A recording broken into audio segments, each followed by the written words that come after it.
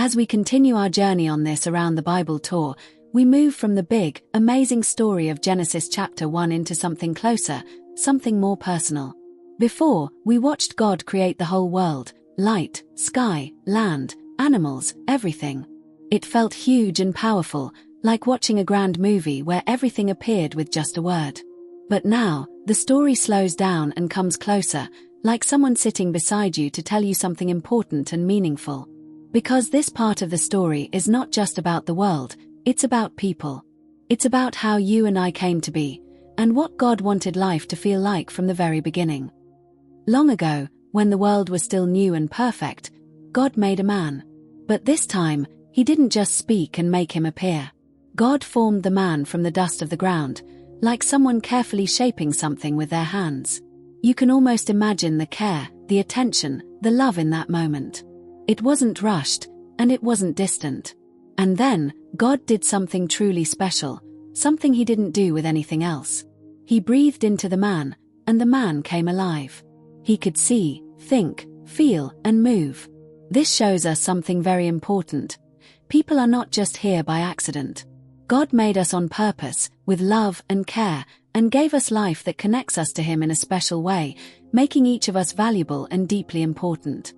God then placed the man in a beautiful garden called Eden. It was more wonderful than anything we can imagine.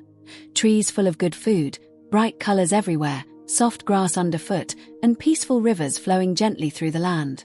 Everything worked perfectly together. There was no pain, no fear, no sadness, just peace, joy, and harmony. The air would have felt fresh and alive, and every part of the garden would have made the man feel calm and safe. God gave the man a role in this garden, telling him to take care of it and look after it. This shows us that having something to do, something to care for, is actually a good thing. It gives life meaning and helps us feel useful and connected to the world around us. As the man spent time in the garden, he would have learned to care for the plants, watch over the land, and enjoy everything God had made. Each day would have been filled with purpose and peace, showing us that life is not just about existing. It's about growing, learning, and taking care of what has been given to us.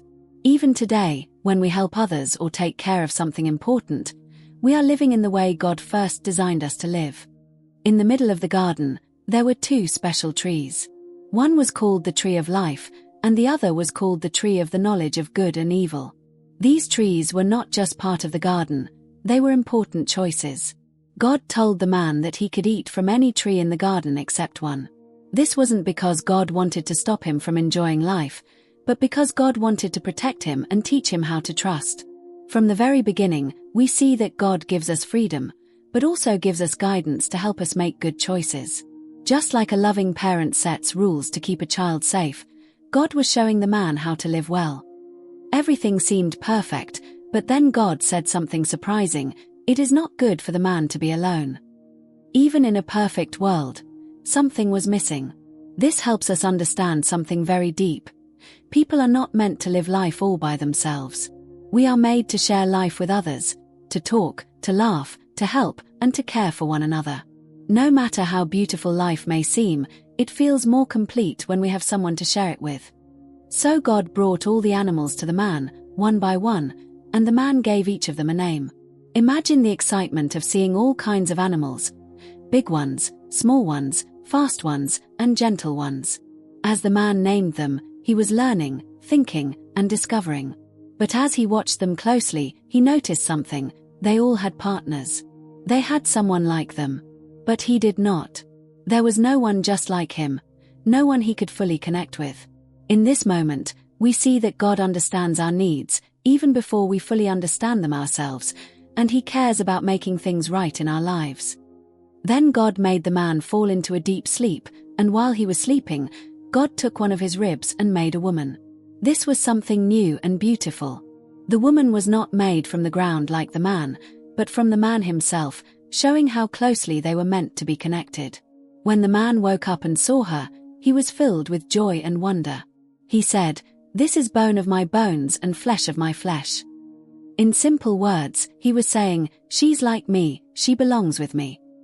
This teaches us that God made people to walk together, to support each other, to care for each other, and to never feel alone. Then God made the man fall into a deep sleep, and while he was sleeping, God took one of his ribs and made a woman. This was something new and beautiful. The woman was not made from the ground like the man, but from the man himself, showing how closely they were meant to be connected. When the man woke up and saw her, he was filled with joy and wonder. He said, "This is bone of my bones and flesh of my flesh." In simple words, he was saying, "She's like me, she belongs with me." This teaches us that God made people to walk together, to support each other, to care for each other, and to never feel alone. The chapter ends with a peaceful and beautiful picture. The man and the woman were together, and they felt no shame. They were not afraid, not hiding, and not worried about being judged. They were completely open, safe, and happy. They trusted each other fully, and they trusted God. This shows us what life was meant to be like, full of honesty, peace, and joy, where nothing is broken and nothing needs to be hidden. And as we come to the end of this part of our journey through Genesis, we are left with a beautiful picture of how everything began, a world filled with peace, purpose, and perfect relationships. But the story doesn't stop here. Something is about to change, something that will affect everything that comes after. And in the next part of our Around the Bible tour, we will step into Genesis chapter 3, where we begin to see how choices can change everything, and why the world we live in today feels so different from the garden in the beginning.